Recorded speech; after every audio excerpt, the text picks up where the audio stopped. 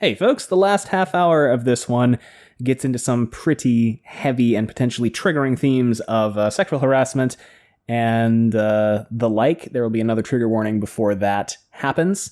So just be forewarned, if you don't want to listen to that part, we totally get it. Feel free to skip or not listen. We got a code cactus, folks. Yeah.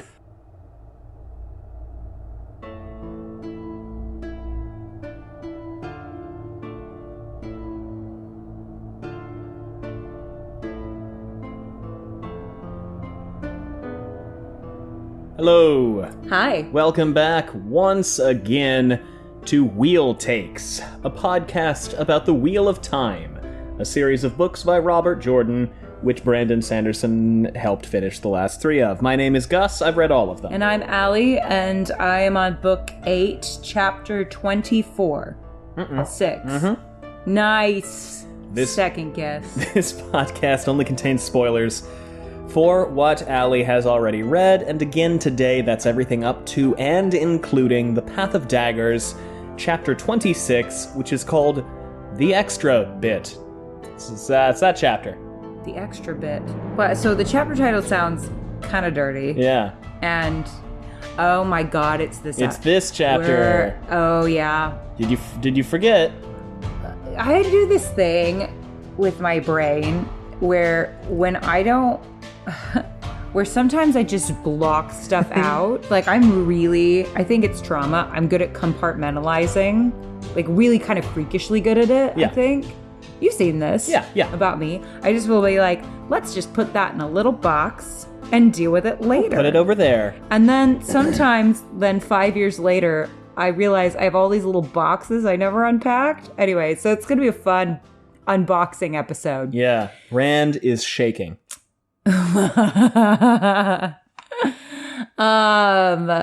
Yeah. So it's fun because in the midst of the Grinwell Cup, which is just pure silliness. Thank you, by the way, to everyone who keeps it pure silliness. Yes, we are very grateful. We had to scold very little this year. A little bit at the beginning. At the beginning, outset. But once people understood the rules, I feel like, because I feel like there were some newcomers. Yeah. Which was awesome to see. But I think they at first did not understand the rules of the cup, despite us posting several times the rules of the cup, which is fine. It's fair. We don't all have to read everything. No. And then everyone has been really chill when we've reinforced the rules. And no one has made us block them yet, which is really nice. So thank you, everyone, because the Grinwell Cup could easily be not fun, but everyone has kept it fun and light and silly. And so I appreciate it. Don't fuck it up. All right, but, in the midst of the silliness that is the Grinwell Cup, and just kind of like in the midst of my life, like, I really enjoy this podcast because I think it's like serious, but also silly, but also like we can really talk about things.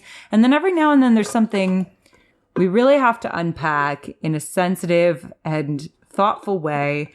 And I'm like, thanks, Bobby. But also, like, I think there's interest. I'm gonna not call it interesting, but there are things to talk about. Do I think they're bad to talk about? No, I think they're things that need to be talked about. Am I curious about how this is going to get handled in the future? Yeah. Do I now kind of get why Logain didn't beat Elaine in the Grinwell Cup? Yeah. So we'll talk about it. Yeah. Though, I mean, listen, at this point, all of them have had their problematic moments. Really, so every character. If we eliminated every problematic character from the Grinwell Cup, there would be no Grinwell Cup. So we have to do what we have to do. There are a few that have earned themselves a disqualification because I just don't want to look at them anymore. Yes. Before we get into that, Allie, we do actually have someone to thank. We have a new patron. We'd like to say, hey, thank you very much for the high five, Bill G. Bill G? Bill G, just like a... You know a lot of words. Give me one. I've run out of words. What? Ebullient. I think we've done ebullient, but it's okay. I know. Think of a word we haven't done. Have we done enthusiastic? We have not. Just like an enthusiastic marble. You're rolling with the punches. You're rolling through life. You've got a little jauntiness to you. Ain't nothing gonna break your style. Ain't nothing gonna slow you down my beautiful marble, my enthusiastic marble. You might fall down sometimes, but you get right back up. You are a fighter. You are somebody who doesn't let the hurts hurt them too long. You're undefeated. You will not be defeated. No matter what life throws at you, you know that these hurts are temporary and you're going to work through them. And not only that, but you are playful. You're always down for a game. You're always down for a good time. And we need that in the world, just a good time. And for that, we thank you. And thank you for being a part of this community. Thanks, Bill. Thanks, all of our patrons. Bill. Thanks, everyone, for listening. Shout out to Bill. We're going to jump right into chapter 25, Allie. After I ask you, where did we leave off? Fuck. You should really remember this one. That has never stopped me before. That's true. Did Rand do something? Rand fucked everything up. Oh. Okay, see, again, I put it in a little box, and then I put it away. Is it healthy? No. Am I in therapy about it? Yes. We're going to kick off. So, yeah. Now we're on chapter 25. Chapter 25, an unwelcome... Wow. 2 unpacking episodes in a row. That's certain books of the Wheel of Time. Just going like, let's examine these things. We gotta... It's like one of those things where I'm like, and now for a very special episode of Wheel Takes. Chapter 25, an unwelcome return. That's the logo. What is it? It's the Black Aja logo. Black Aja logo. Do you have notes? Probably. For chapter 25, an unwelcome return. Mm-hmm. Hold on. Okay. Is it this one? Yes. Okay. Whenever we go to the White Tower, I'm always like, and Daenerys Masana. Like, I just want him to say it. I just want him to like go, oh, and by the way, Allie's right. That'll be in the text. That'd be probably. And everyone up until this point has been like, who's this? Allie?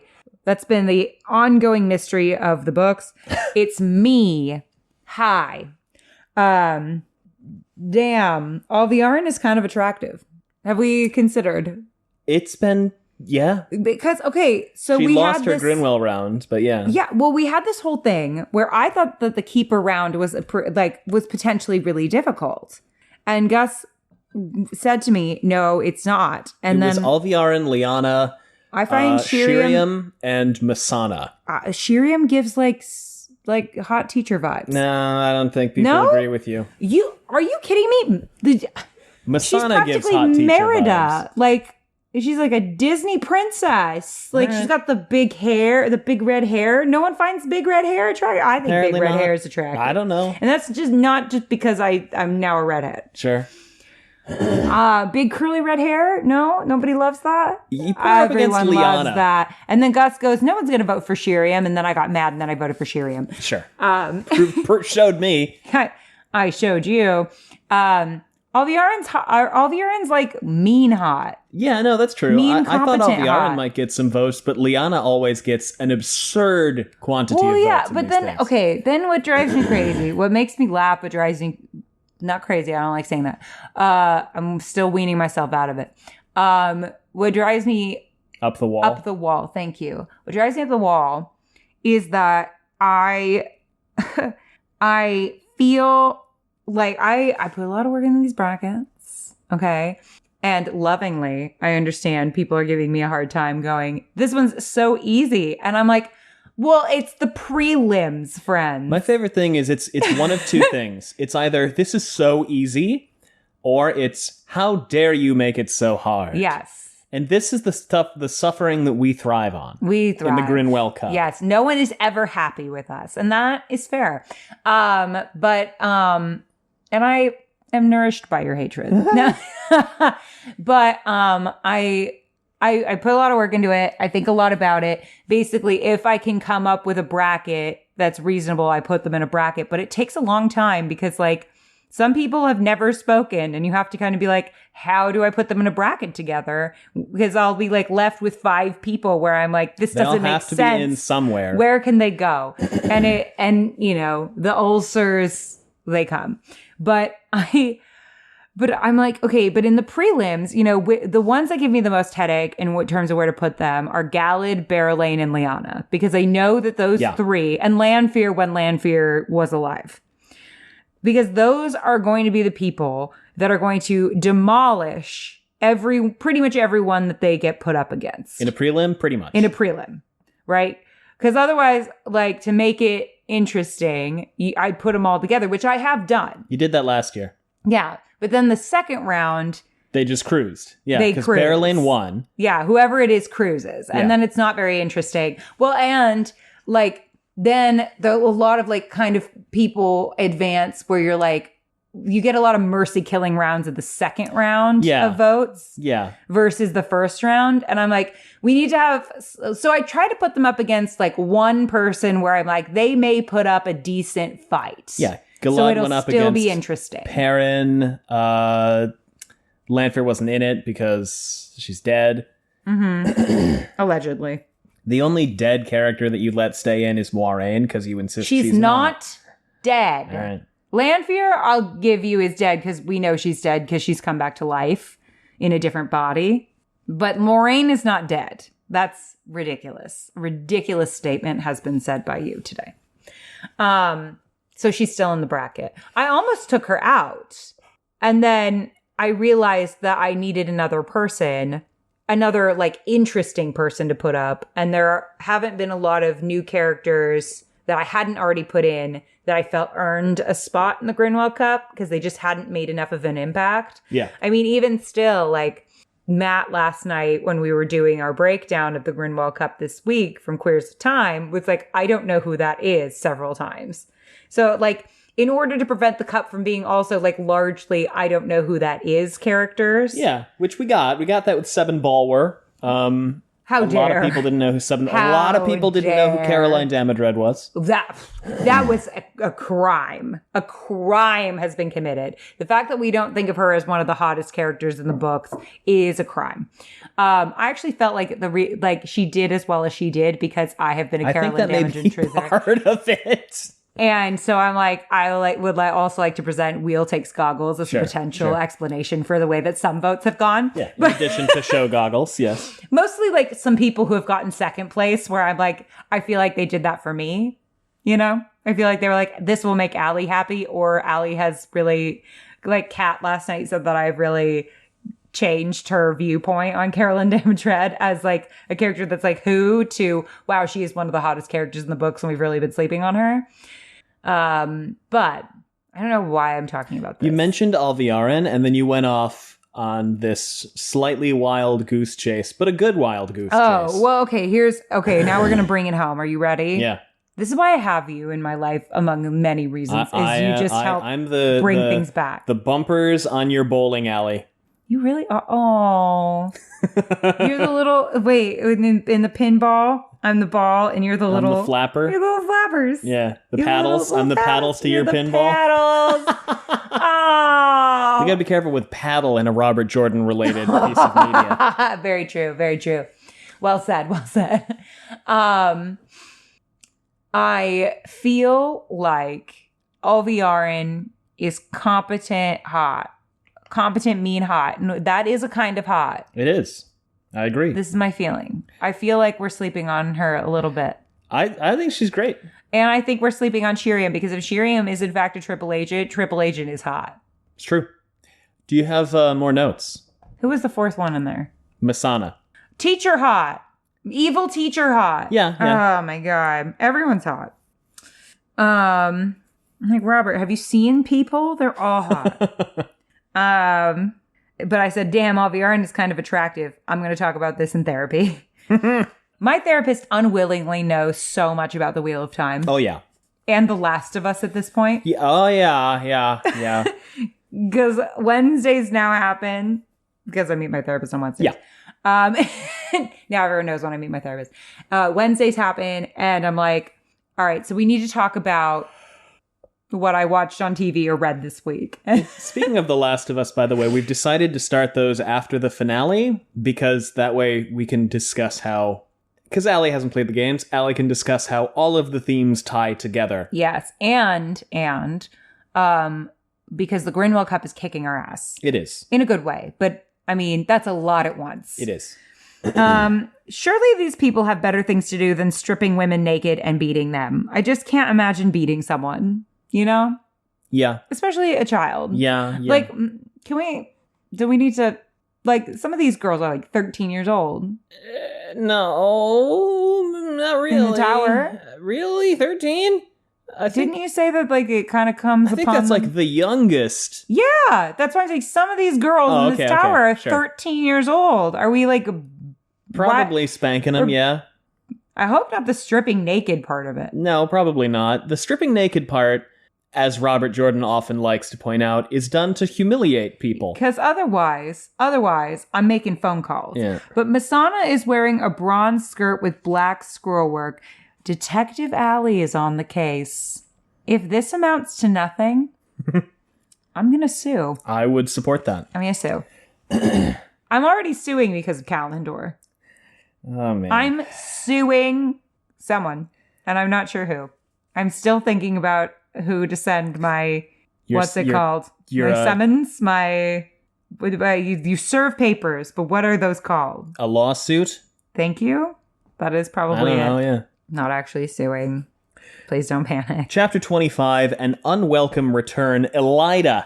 Elaida. Your girl. She's not my girl. She got 10% of her Grinwell Cup poll up against Swan and Egwene. And that shows that most of the people who engage with us have their shit together. I'm just kidding. I am allowed to shame. Oh, I see. Yeah, it's only me. That seems fair and balanced and not despotic at all. I'm doing Egwene rules on the Grinwell Cup.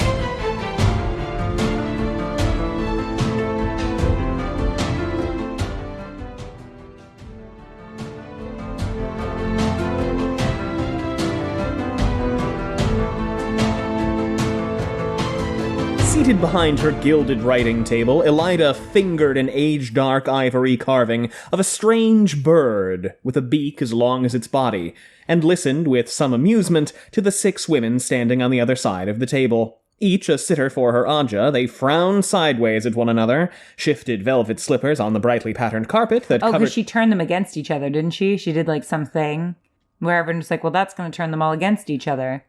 She like, gave one of them a horse. That happened a while, yeah. They had one beaten and then gave the other one a horse. Alviarin has been just fucking everything up. On purpose. Through her, yeah. They frowned sideways at one another, shifted velvet slippers on the brightly patterned carpet that covered most of the russet floor tiles, twitched at vine-worked shawls so the colored fringes danced, and generally looked and sounded like a gaggle of peevish serving girls wishing they had the nerve to go for each other's throats in front of their mistress. So what are they talking about, Allie? What are these sitters in here to discuss? They're in here to discuss... They're in here to discuss... I forget. The Seanchan aren't real. Oh, these women, okay? I'm just so sick of people stating opinions like they're facts. No ter'angreal has ever been found that can control a woman's channeling. That was meant to be ironic because I do that all the time. No ter'angreal has ever been found that can control a woman's channeling, Velina was saying in a voice cool and precise, but almost girlishly high-pitched. Very few have ever been found that perform the same function. Therefore, logically, if such a ter'angreal were found, or more than one, improbable as that must be, there could not be sufficient of them to control more than 2 or 3 women at most. It follows that the reports of these so-called Seanchan are exaggerated wildly. I do not deny these people... Your face is exaggerated wildly. If women on leashes exist, they cannot channel. Plainly not. I do not deny these people hold Abudar and Amador, and perhaps more, but clearly they are but a creation of Rand al'Thor, perhaps to frighten people into flocking to him. Like this prophet of his, it is simple logic. And Shaven goes... It is simple logic. Shaven goes, you're a dumb fuck, aren't you? You are a dumb fuck. You're a big fucking idiot. You're a big dumb fuck. I'm uncomfortable saying what can and can't be. For example, not long gone, everyone knew only a shield woven by a sister could stop a woman channeling. Then comes a simple herb, fork root, and anyone at all can feed you a tea that leaves you unable as a stone to channel for hours. Useful with unruly wilders or the like, I suppose, but a nasty little surprise for those they think they knew everything. Maybe next, someone will learn to make terangrial again. Elaida's like, well, that's fucking never gonna happen. That's already happened. It's the apocalypse. So they kind of hem and haw back and forth about things. Constantly.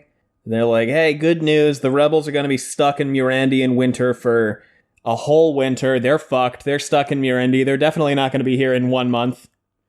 These women are their reads are ridiculous. Their reads are so dumb. Tyr will be taken care of as soon as we find where the High Lord Darlin has vanished to, and Kyrian once we root Caroline Damodred and Torum Rioton out of their hiding places. No, they're happy. They're screwing. Althor has... No, they're not. Torum Rioton's the sketchy fuck who keeps trying to hit on her. Who is the hot one?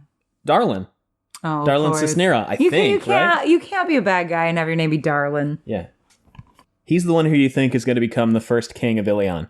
Oh, that's happening. Althor has the crown of Ilion for the moment, but that's in work, so unless you have a scheme for, snaffling the man into the tower... Snaffling is a great word. Snaffling? Or making the so-called Ashaman vanish, I have the business of my Aja to be about. Elaida goes, hey, shitbags. Hey, cheese bags. Let's talk about how all of you suck ass and are lazy, and maybe you should get spanked. Be better at working. And some people in the Grinwell Cup are like, promise? We think about how Elaida's been getting people spanked all the time. And, that's a great way to become popular. And then in Alviarin, some circles, I suppose. Alviarin walks in, and she's like, oh no, my plans. Because how long has Alviarin been gone?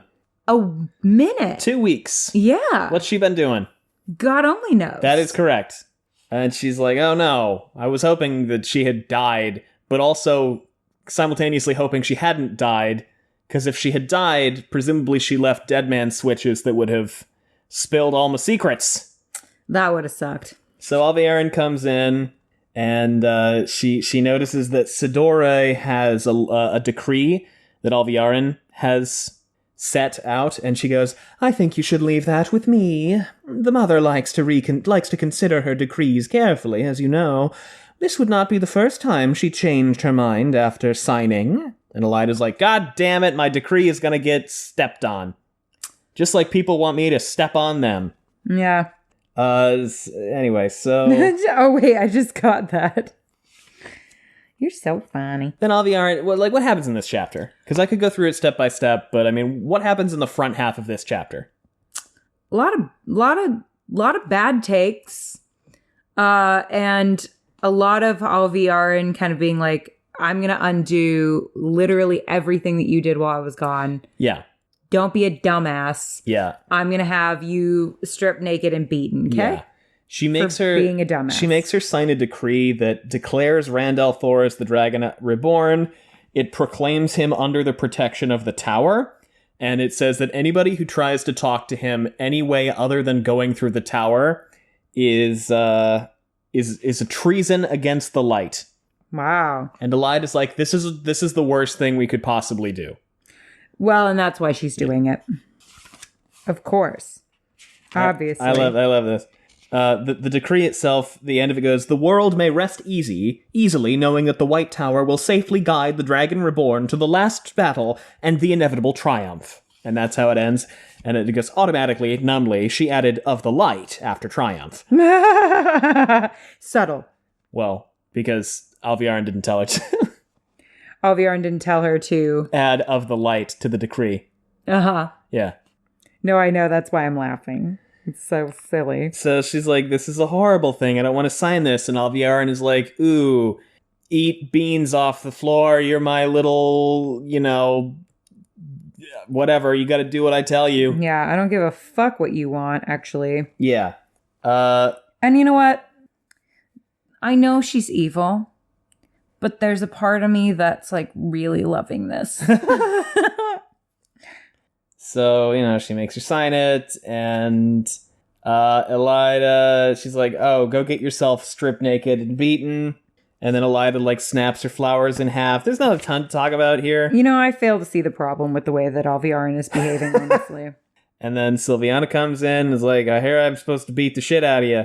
And she does, and Elaida's having a terrible time, and she cries and yells. Oh no.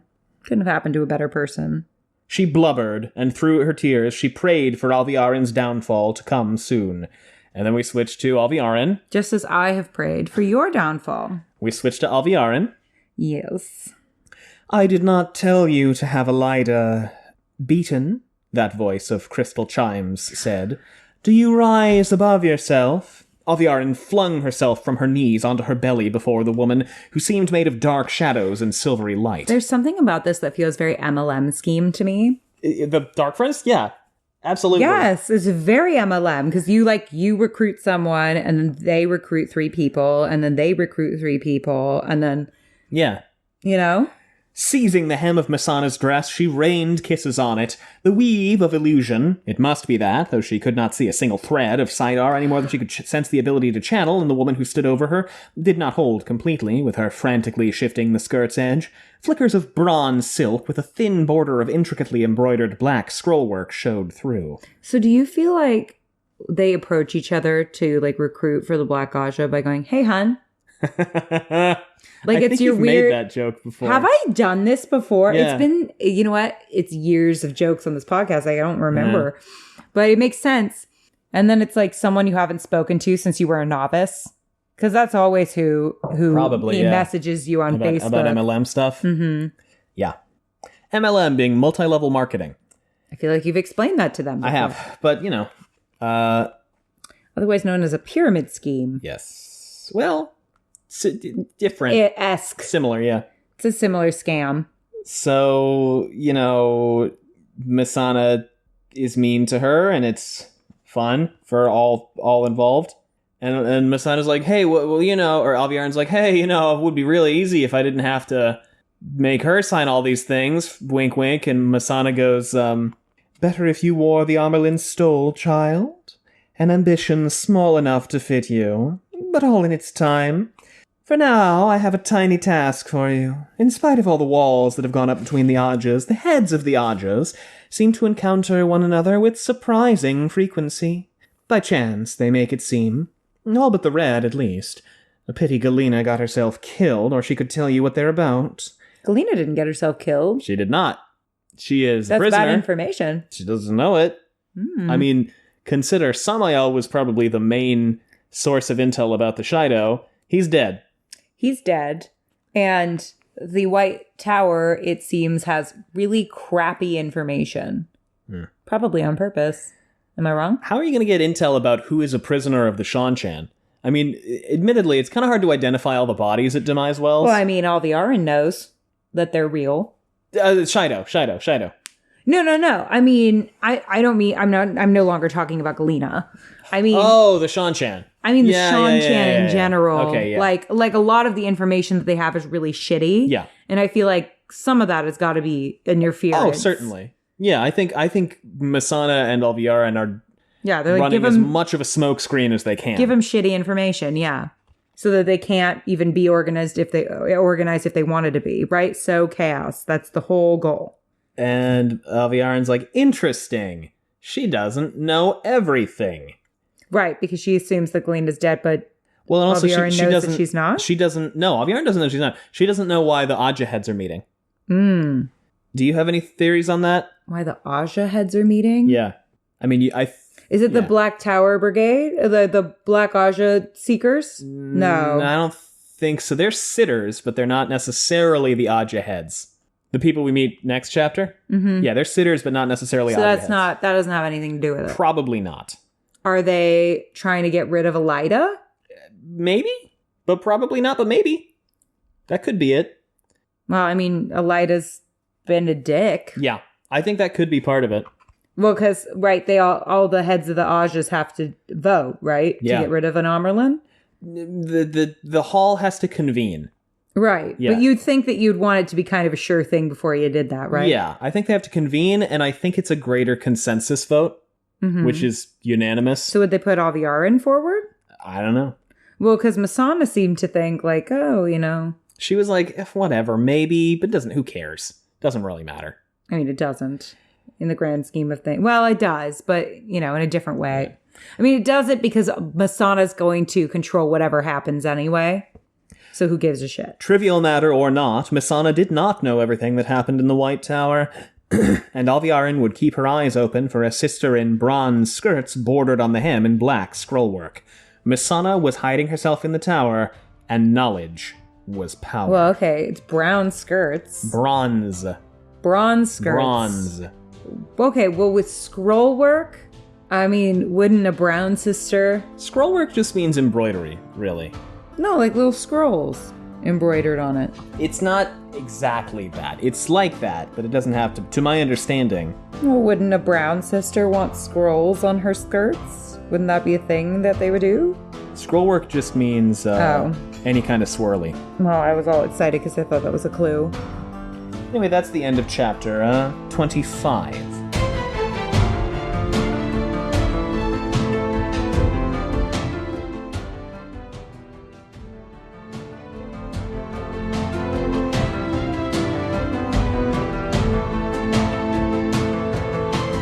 Chapter 20. So she had a little skirt with scrolls on it. How cute would that be? Chapter 26, Allie, is called The Extra Bit. That's the logo. What is it? It's a thing. Yes. Do you have notes? I do. All right, time to unpack. Okay. Oh, there was a line that made me laugh. I said, ha. And the line was, she didn't hesitate in going down. Excellent. Ha. Ha ha.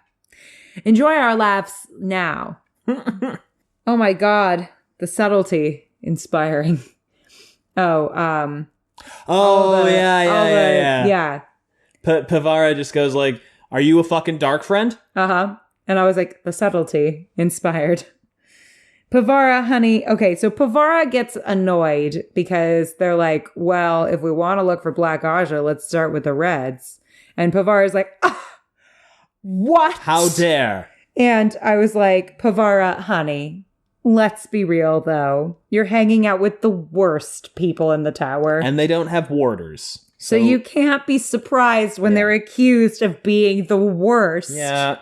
Pevara's so offended. I'm like, but honey, sweetie, angel, love. But you get it. But you get it. Come on. How many friends do you have? Like, these people, their personalities suck ass for the most part. Most of the Reds we have met to this point suck ass. Suck a little bit. Pevara seems chill. I like Pevara so far. She's cool. I'm just saying Pevara. Like, you know what? If I were hanging out with the HO, like with people where I'm like, yeah, you kind of suck as a person.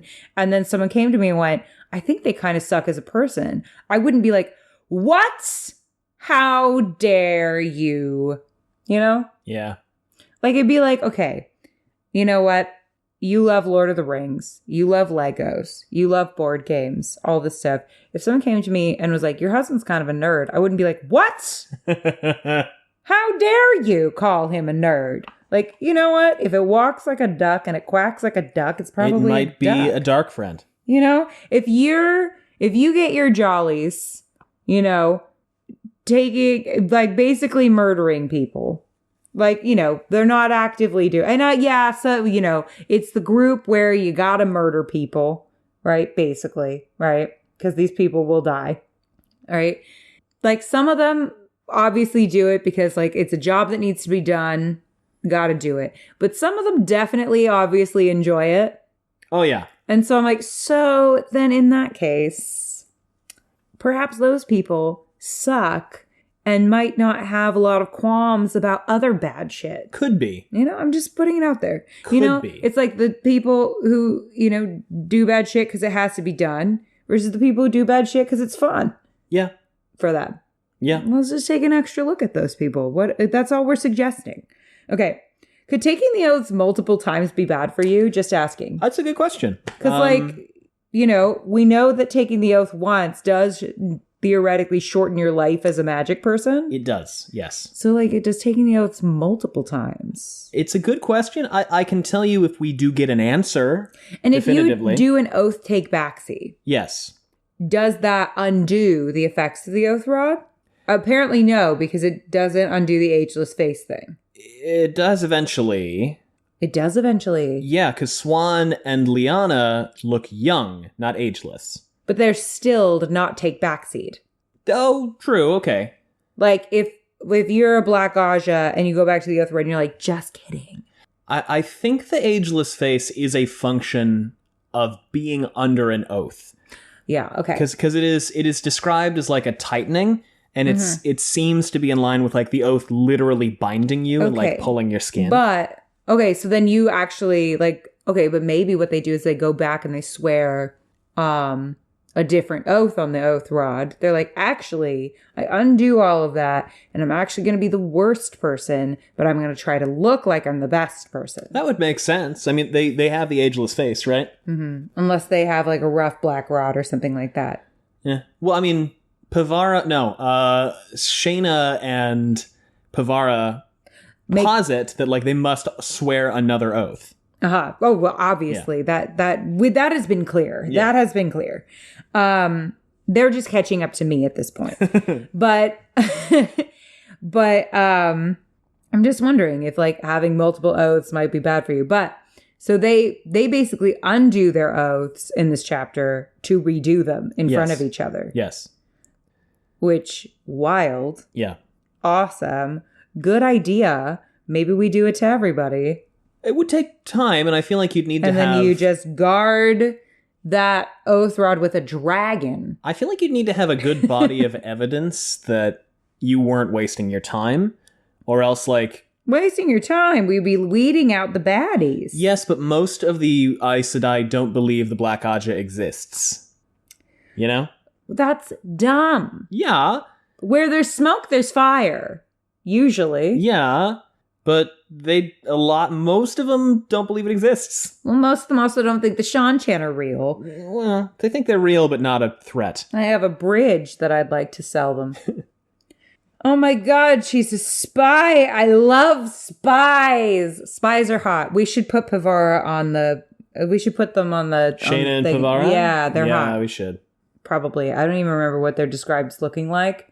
They're cool and competent, and that's hot. That is hot. It doesn't have to be a physical appearance thing. That's the point.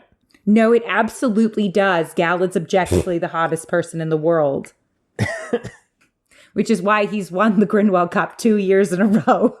That's not true. No, he's never won. He's never won. I don't know if he's even made a finale. I don't think so, because last year... A finale. Listen to me. Theater. A final. Last year, the final was Barrelane versus Brigitte, and it was 49-51. It was so close. Percent. Yeah. Yeah, it was really close. It was really close, which is why I think it could be Barrelane's year. I don't know. Someone goes, maybe they're like they were saying something about like, why are so-and-so and so-and-so spending so much time together? And they're like, well, maybe they're pillow friends. There's lots of explanations. And I was like, maybe they're basically the equivalent of saying, maybe they're fucking, none of my business. Yeah. And then someone writes his email, pillow friends aren't fucking. You're literally wrong if you think that. When two people... According to Robert Jordan. When two people love each other very much. This is what they do. Sometimes. In some couples. Hilarious. We found a Black Aja. Yeah. She's just like, I would prefer not to take the oath, actually. This is a bad and stupid idea, and I won't do it. And they're like... Why? But you should, because we did. And she's like, no. And they're like... No, I won't. Do it. I won't do that, actually. You should do it. Come on, do it. This was genuinely funny. Look, the end of this book is a lot of stuff happening. Yes, it's been really delightful. Yeah, this is, again, people are on Path of Daggers is boring. It's not. Path of Daggers is one of my favorites. Since recently, it has really popped off. There's some parts in the middle that drag. I agree with that. But this ending has popped off. So... The 5 Perrin chapters I could do without. I gotta be real. I am really enjoying this Black Aja hunting team is much more effective than the previous Black Aja hunting team, I feel. With all love. With all due to respect. The Wonder Girls. They got assigned to hunt down Black Aja, and then the most obvious Black Aja woman in the tower said, hello, protégés. Slavery. Listen, there is something to be said for age and wisdom. Truly, we love experienced women doing things. I don't know if I've made it obvious how much I love older women yet on this podcast. And older people in general. We do have an episode called Old Woman Team. Provided they're cool, old people are cool. Old people are cool, are really cool. And old people who aren't cool are really uncool and disappointing. This is a universal truth. This is a people universal who are cool truth. are cool. But if it's an old person that's cool, I think they're cooler than a young person that's cool. Because they also have stories. Can't sleep I on the love stories. a good story. Okay, but... So... Yeah, that was hilarious. What was her name? The bad liar. Oh, what is it? Like, truly, this is me when I get caught, too. I'm like, no, I don't want to for reasons. I'm not a good liar, so I never do. Talene and I are the same if I got recruited for the Black Aja and someone was like, are you a Black Aja? I'm not a good liar. I'm just not. Anyway. Oh, am I about to get a bingo square? Admittedly, you got 2. Did I get bingo? No. You still need Fail to get kidnapped. For Fail to get kidnapped. Come on, kidnapping. If that happens, you get bingo. What do we do? Did we figure out what we do if you get bingo? Party. Yeah. What else? Can I get something cool at JordanCon? Yeah, but I feel like we should also, celebrate for the fans, do a giveaway of some kind. Fuck the fans. No, I'm just kidding. No. Fuck the fans. What do I get? No. Yeah, we could do a giveaway. Didn't we say a mug? Sure, we'll do a mug giveaway. We could do a mug giveaway. Because we have mugs. A celebratory mug giveaway. Yeah. And then I also get to pick out something cool at JordanCon? Oh, I mean... You're like, as opposed to... Wait, well, sure, yeah, why not? No. Okay, what do I want? Well, what control do I have over that? What do I want? I know, that's true. I know. Why am I asking you? I don't know. I'm like, I make my own money. But, we'll talk about it. We'll figure it out. No, you have to buy me something cool at JordanCon. It's all the same. Whatever. I know. We're married now, so it's not as cool. So, But it means more coming from you. I know. Yeah. Chapter 26, the extra bit, Shayna chapter. I know it's probably Seaine, but I like to say it's Shayna. Shayna strode the hallways of the tower with a growing sense of being confounded at every turn. The White Tower was quite large, true, but she'd been at this for hours. She very much wanted to be snug in her own rooms, which is a big fucking mood. Oh, real. Despite casements in place in every window, drafts drifted along the broad, tapestry-hung corridors and made the stand lamps flicker. Cold drafts, and difficult to ignore when they slipped under her skirts. Her rooms were warm and comfortable. And safe. So what's she doing? What's she looking for? She's looking for... Ooh. The Oath Rod. No. Black Aja shit. She's looking for a particular person. Oh. Pevara? No. Seaine. Zara. Who? The woman they question. Well, I don't remember her name. There's 5,000 of them. You just read this. A week ago? That's true. She smiled and nodded pleasantly to Talene, who incidentally... Do you know how much I did this week? I started a new job. I know. She smiled and nodded pleasantly to Talene, who is the Black Aja they uncover at the end of the chapter, by the way. But the statuesque, golden-haired sitter returned a hard stare, beauty carved from ice, then stalked away, twitching her green-fringed shawl. Too late now to approach Talene about being part of the search. Even if Pevara had been agreeable... Pevara counseled caution, then more caution, and truth to tell, Shayna was more than willing to listen under the circumstances. It was just that Talene was a friend. Had been a friend. Well, Talene is also fucking Black Aja. She is. So anyway, how's the tower? What's the air? Oh, could you imagine how awkward it would be to be Black Aja and have friends who weren't? Yeah, well, it'd be like being a spy. Be awkward. Yeah. I don't have secrets. I know. I feel like having secrets is awkward. I know. What's the atmosphere at the White Tower? How's it going? Everyone trusting each other, having a good ass time? A feeling of camaraderie and friendship permeates? No. All the Aran and Elaida have fucked everything up for everybody. Nobody wants to talk to anybody else. Well, except for the heads of the Ajas who keep talking. Sharon Asnabar, another brown sitter, gave Shayna a fierce scowl and fingered that curved knife she always carried behind her belt before disappearing down a side corridor. Whoa, that's vaguely threatening. Incidentally, it's spelled Saerin. I'm pronouncing it Sharon, just 'cause. Sharon. Sharon was Altaran, slight touches of white at her dark temples, emphasizing a thin, age-faded white scar across one olive cheek, and only a warder could match her for scowling. So... You know, men are the superior sex when it comes to scowling. Sharon thinks about how it's illogical to flinch when someone scowls at you, but, you know, do what you want. I mean, okay, but is it logical to flinch when someone fingers their knife at you? Because that's, you know, what she was doing. It was a scowl plus, in my opinion. After all of her search that morning, she took a single step and saw her long-sought quarry walking toward her. Ooh. Zara Dakan was a slim, black-haired girl with a prideful air, properly self-possessed, and by all outward evidence untouched by the heated currents flowing through the tower these days. Well, not a girl, precisely. What a vibe. She's just like, I don't give a fuck. But Shayna was sure she had not worn that white-fringed shawl 50 years yet. She was inexperienced. Relatively. Oh my god, inexperienced. imagine being like, I've been doing this 50 years. Zara... And they like look at your resume and they're like, so you've just started. Zara made no move to avoid a sitter of her own Aja, bowing her head in respect as Shayna fell in beside her.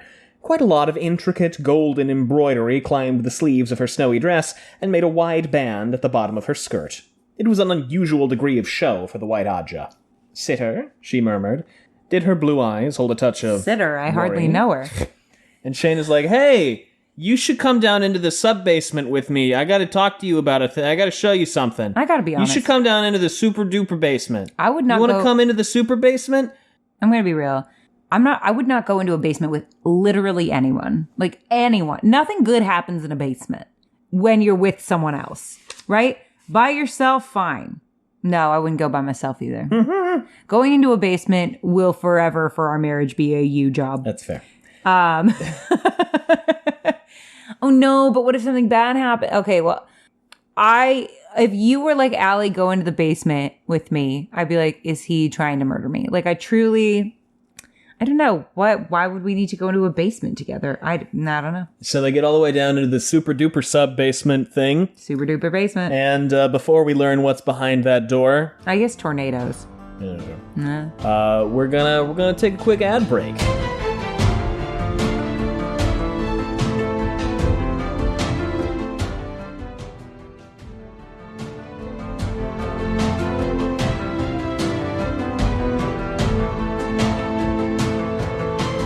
Welcome back. That advertisement was for tornado-proofing your house, I bet. That'd be cool. So we get down to the room, and Shayna's like, go ahead into this little small room with the table and chairs in it that you don't have to think too hard about what's gonna... Just go. Just go. It's an interrogation for sure. Or a murder. Zara stepped in and blinked in surprise. In an otherwise empty room, Pevara sat behind a sturdy, if rather worn table with 3 small benches around it. Getting those few pieces down unseen had been difficult, especially when servants could not be trusted. Clearing out the dust had been much simpler, if no more pleasant. Pevara's like, about fucking time. Holy shit. Sitting in this fucking basement for like 3 fucking hours. Can't read for shit down here. Smells like ass. Well, couldn't you just make a little light ball thingy? Yeah, no, she did that, actually. We want to ask you a few questions, Zara. And she shielded the woman as Shayna shut the door. And she's like, oh, okay, 2 sitters are in here, and me, and, hey, what are we talking about? Why, are we good? What's going on here? What are we talking about? Talking about, like a surprise party? Are we gonna get a birthday cake for someone? What's going on? Wait, okay, their names are Shayna. Yeah? And... Pevara. It's Pevara. Right. Currently? Yeah, Sharon comes in at the end. Okay, because I was worried about the Sharon of it all. Sharon comes in at the end. And Sharon was the one fingering her knife. Knife, yeah. So she seems fun. What a pleasant thing to do to people. Finger a knife at them. So, okay, yes. And they're like, are you Black Aja? Yeah. Pevara just comes out with it. Sorry, you want to read it for sure. The Black Aja, Pevara replied curtly. We want to know whether you're a dark friend. It's funny even when I know it's coming. It's funny to me in part because, like, we spend all this time with Egwene and her plot line where it's like, if anybody knows we're friends, it's the end of the world, and everything is so fraught, and everything has to be shrouded in 17 layers of mystery, and everything has to be and like Rand with Weiramon and everybody else, and it's like, we can't talk about what we're really saying, we can't, and then Pevara comes in, kicks the door down, and goes, are you a dark friend? And I love her for it. I love it. Because, okay, you know what? If Pevara were the dragon, 2 books. Tell me I'm wrong. 2 books. You're not totally wrong. Because it wouldn't be all this chit chat behind the scenes. She would just been like, nope. Focus. I feel like Pevara and I are very similar people. Am I wrong? No. In some ways. Unless she's not cool. She seems cool to me. She seems cool to me. But I'm pretty direct, I think. You are. Am I right? Yeah. No.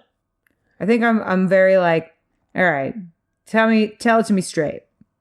Zara goes, I don't have to take that from you. You Reds have been setting up false dragons for years. If you ask me, there's no need to look farther than the Red Quarters to find Black Sisters. And Pevara's like, my family was slaughtered by dark friends, actually, so, like, you know, maybe shut up. Damn. Don't say that kind of shit. Quick thing. Yeah. I'm sorry, I drank all of your tea. That's okay. Okay. What? Wait, was that the quick thing? Yes. Oh, I don't care. It's fine. So they sit down, Pevara whips it out, it being the Oath Rod.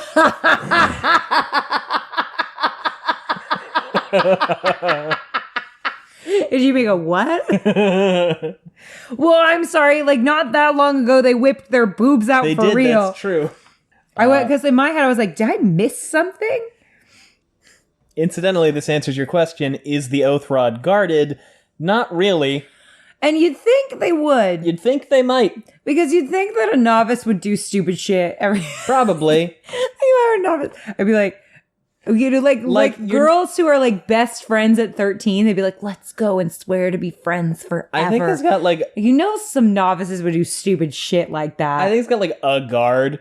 You know, it's in a storeroom with like a guard. That Sitters are allowed to come get it. Not sufficient at all. You could make people swear really horrible things on that rod. What? That's dumb as fuck. That's as dumb as fuck as having one random accepted guarding the knife. That was really dumb too. Pevara goes, we want to make sure you tell the truth, so you will swear an oath on this, and then I'll ask again. And Zara's like, this is some bullshit, goddamn trash, but like, okay, fine. Is it goddamn trash? We're in the apocalypse. We gotta start getting tough. I will re-swear all of the oaths if that's what it needs to satisfy you, and I will demand an apology from you both afterward.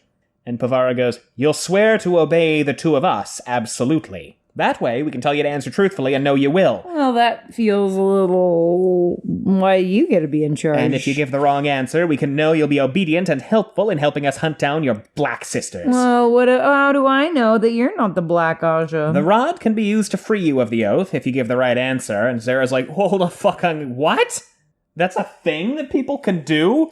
This is why we need more guards around the fucking oath rod. Am I right or am I right? You're right. I am always right. So Shane is like, well, let me break down the logic for you. Here's the logic. Let me get you the logic. Did you know I'm White Aja? Here's the logic. Logically, we knew it was possible because the Black Aja don't walk around going, I'm the Black Aja. So, like, we tested it and it works. Okay, but how do I know? Okay, here's the thing. How do I know that you're not making me swear an oath to obey you, right? And you're not Black Aja. Maybe this is your recruiting tactic. Well, Pevara picks up the oath, rod, and she goes, under the light I vow to speak no word that is not true. Under the light I vow to make no weapon for one man to kill another. Under the light I vow not to use the one power as a weapon against Shadow Spawn, or in the last events of my life, the life of my warder, or that of another sister. I am not a dark friend. I hope that satisfies you. Well, it does actually satisfy me quite a bit. So then Shayna does the same but that doesn't mean you don't suck as a person. Shayna does the same thing, and then they give it to Zara. Plus, Plus, you might not believe that you are a dark friend, but what if you are obeying the Black Aja still? What if it's black? What if it's a pyramid scheme? What if it is MLM? What if you've been hey-hunned? Zeri goes, I vow to obey the two of you, absolutely. Ask me about the Black Aja. Ask me about the Black Aja. And then they ask her if she's a Black Aja. She goes, no, I'm not Black Aja. No, take this oath from me. Why did she need them to ask her? Why not just say it? She wanted to, because she swore to obey them completely. She didn't re-swear all 3 oaths. She just swore to obey them. Sure. Yeah. Okay. Oh, I see. And they're like, well, we thought you were. we really shit the bed on this one. We kind of thought you were. I don't know. You gave off a vibe to us. By the way, did they clear the 4th oath from her? No. No, they don't. Why not? I don't remember why. They had this whole thing where they were like, okay, we told her we were going to make her re-swear this oath. We didn't tell her that we were going to take it away, though. And, like, we're going to keep it because if she is Black Aja, great. If she's not, we know she's going to be able to, we can force her to be on our team. But she's not Black Aja. Yeah. If she's not, if we fucked up, she's not going to run around and tell people about this. Because we will tell her not to. And we will enlist her. We will conscript her into this cause. Which, like, kind of shitty, but like... shitty, but again, it's the apocalypse. It's the apocalypse. We gotta do what we gotta do. By the end of this, no one is not a little problematic. Yeah. And Pevara's like, nah, I call bullshit. You told people that you came from the north. And Zara goes, I did. I rode down the bank of the Erin into Dwalde. Now free me of this oath. And Shayna goes, golden thorn seeds and a red cocklebur were found on your saddlecloth, Zara. Golden thorn and red cocklebur can't be found for 100 miles south of Tarvalon. And she goes, I'm shit at directions. That would be my response, because that would be true. Shayna goes, from where did you start out? Oh. Where did she start from? I forget. From Saladar. Oh, there we go. Oh, yeah. She was, she's a spy. They got a spy. They got a bunch of spies. Got a spy. I came to make sure all the sisters here knew about the Reds and Logain so they'll depose Elaida and the tower can be whole again. And Pevara's like, oh, you fucking suck, man. Fuck you for that. What? Pevara, Elaida sucks. Come on. We can all agree that Elaida sucks. Come on. He goes, so you are the source of that rumor. You're going to stand before the hall and reveal it for the lie it is. Admit the lie, girl. And Zara starts to fucking die. Because she believes it's true. She believes it's true. It's not a lie. Yeah. And then she starts to basically choke to death. Yes. And then they're like, and then she's like, undo it, Pevara. Yeah. The other lady. Shayna's like, Pevara, no. Pevara, you're killing her. And Pevara's like, let me, make this go on a couple more seconds. Yeah. So that she suffers a little bit. And then she's like, okay, fine. I undo it. So Shayna then like, maybe the Black Aja has to swear their own oath. Like an obedience oath or something. Well, we can ask the Black Aja we catch in this chapter what they have to do. I want more info on the Black Aja. Pevara goes, when she stands trial for rebellion, I intend to sit on her court. And Shayna's like, yeah, okay, look, yes, rebellion, okay. Bad, yes. But Pevara, later. Come on, Elaida sucks. Can't we all just agree that Elaida sucks and move on? And that, like, probably the Red Aja is, like, predominantly Black Aja. And then she goes, Zara, how many of you came to spread this tale? 10. Caught a spy. And Pevara goes, give me their names or I'll have your hide here and now. And she lists all of them. And they're like, all right, great, okay, we're gonna just go through them. We're gonna conscript all of them. So help us with that one. Oh, but they need to do other good stuff. Admittedly, they're just there to destabilize. Well, Elaida's doing a pretty good job of that herself. Yeah, I know. So. Caught a spy. So they send her away, and Shayna and Pevara are like, well, that worked. But not the way we thought it would. Well, because they thought they caught a black Aja, but they really just caught a spy. And they're like, so we're kind of back at square one. So we're spies who caught spies. Yeah. Totally spies. So that's cool. Anyway, better figure out what to do now. And then the door opens, and Shayna stuffs the oath rod into her skirt, and Sharon comes in, and so does Talene and Yukiri and Seaine. So we got Rose of Sharon. Talon. Okay. Yukiri. And Seaine. And we're gonna be you're being extra cautious about goofing with names because you made fun of the. I'm really sorry. I wanted to throw myself into the sea. One of the two names that Robert Jordan did not make up. I fucked up so bad, y'all. I feel really bad. I said, I joked around with the name like I do all the time. Yeah. And then someone said, just so you know, that's an actual name. And then I literally replied, I'm going to throw myself into the sea. Yes. Because that's my nightmare, is I would never want to goof on someone's actual name or culture. So I apologize if your name is Jadranka out there. I do apologize. That was really dumb. I thought all the names were fair play because they're all fake. Apparently not that one and not Kalyan. Kalyan I knew because I know a Kalyan. Yeah. And Rand is a real name, admittedly. Is it? Yes. Oh yeah, Rand Paul. And Matt is a real name. Who? No, I've never met a Matt in my life. And Elaine is a real name, but it's spelled different. Well, I'm sure there's and Tom is a different name, but it's spelled different. Okay, fine. There are... No, but I get it. No, but I just felt bad. I feel bad, and I'm really sorry if I offended anyone. So... that was really dumb. So, we all make mistakes. So... No, not me, ever. Sharon busts in with the rest of the crew, and she's fingering the shit out of it. Sharon goes, "Strange to see the pair of you together." And Pevara's like, "Nothing weird about two girlies hanging out in the super secret sub-basement. Two girlies in a basement.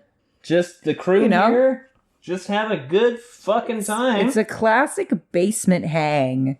Haven't you ever seen that 70s show? They hang out in the basement all the time. So what happens? We have this face-off. Tell me how the face-off goes. This face-off. You got Shayna, Seaine, Yukiri, and Talene on one side. Uh-huh. And you've got Pevara and Sharon. No, wait, sorry. You've got Sharon. Oh, I didn't even mean to do that. You've got Sharon, Talene, Seaine, and Yukiri on the one side. Talene and Seaine in the same scene? Yes. Talene, Seaine, same scene. And you've got Pevara and Devara and Shavara. Shayna on the other side. Okay. How's it go? What's the gist? What happens here? You know what? It was so superseded by everything that happens later. Yes. Basically, they're both like, "What are you doing here? What are you doing here?" Oh yeah, they're like, what are you doing here? That's a reference to a very specific SNL sketch. The Californians. Yeah. Stuart, what are you doing here? And then Talene is like, you both suck so hard, man. Fuck both. You're the worst. You sketchy motherfuckers being sketchy, sneaky. Whoa. And what was that noise? Okay, and then they pull out the oath rod and they're like, "Swear you're not Black Aja right now." Well, Sharon looks as like, "You're holding on your pants pretty hard there," and she just reaches up and holding on to your pants and the skirt. She just reaches up and she's like, "That skirt's not smooth at all. What kind of Aes Sedai are you?" She's like TSA touched the front of her skirt. No, because the whole thing about Aes Sedai is they're always smoothing their skirts. Yeah. I see. And Shayna has the oath rod hidden in a fold of her skirt, and I imagine Sharon goes, "That's not smooth at all. What you hiding?" Because she just reaches up and then excited to be here, and then just grabs the oath rod out from her. I just have some skinny pop in here. from her skirts. Snuck some kitchen snacks. A 'Cause- little snacky for me. Yukiri was like, "Did the heads of your Aja set you a secret task? In public, the Aja heads snarl at one another worse than anyone else, but they've been sneaking off into corners to talk, it seems. It's been a wee week of sneaking. Whatever they're scheming, the hall has a right to know." And Yukiri's like, "Shut the fuck up, Talene. What? Shut up. Maybe they're fucking. Did you ever think about that? Maybe they came down here to do some gentle Maybe the cunnilingus." heads are given head. Yeah, they're not Aja heads. I thought that the Aja heads were the ones meeting. Oh, We're talking about, yeah. I thought you meant. I thought they were like, well, maybe all the Aja heads are fucking,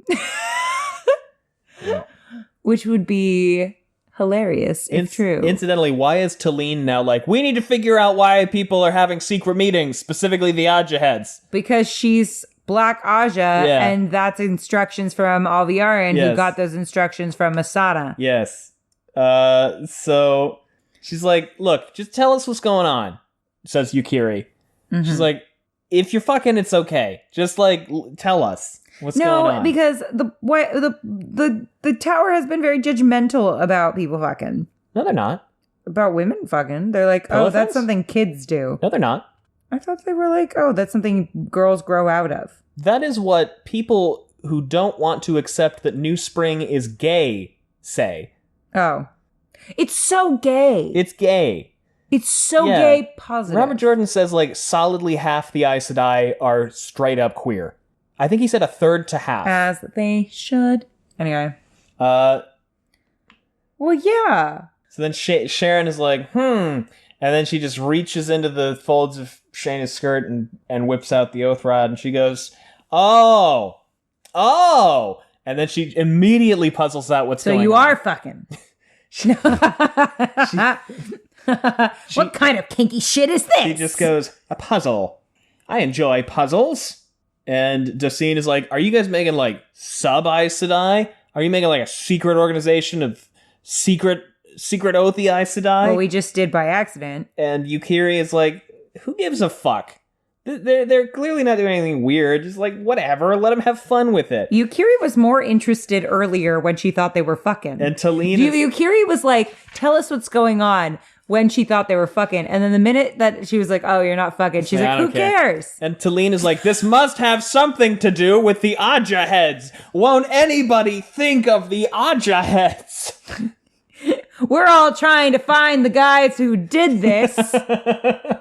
And Sharon goes, this is the key to the puzzle, I think. And she channels into it and she says, under the light I will speak no word that is not true. I am not a dark friend. And then she looks at them and goes, am I right? And Shayna does it. Who is this? Who is this detective? Sharon. Sharon is fucking astute. Knifey Sharon. Knifey Sharon. And Talene does Stabby the same. Cher. Sorry, Talene does not. Pevara does the same. Talene goes, this is ridiculous. There is no Black Aja. And Yukiri is like, oh shit, I'm down. Yeah, hell yeah. All right, I gotta be real. I would be suspicious from now on of literally anyone who said, there's no Black Aja. Pfft. Yukiri does the same thing. And Talene is like, well, just stand aside, Dosine. I, for one, will not put up with this filthy suggestion. And Dosine does the thing. And then she's like, here you go, Talene. And Talene is like, no. Even to ask this is a slander. Worse than slander. Something feral moved in her eyes. Girl, take that oath. No, move out of my way. I'm leaving. Fuck off. Fuck off, you are. Fuck off. Oh my God. I would have been the most undignified in the world. I'm allergic to oaths. Fuck off. Take the oath or shut up, you Black Aja looking motherfucker. Pevara goes, I think not. And Yukiri nodded slowly in agreement. Sharon did not stroke her knife hilt. She gripped it till her knuckles went white. Ooh. And stabby Cher. We're going to switch perspective before we get conclusion on that. And then they murder her. And we're gonna, could you imagine? We're gonna take a quick, Stabby Cher stabs her. Stabby Cher. We're going to take a quick break for some ads.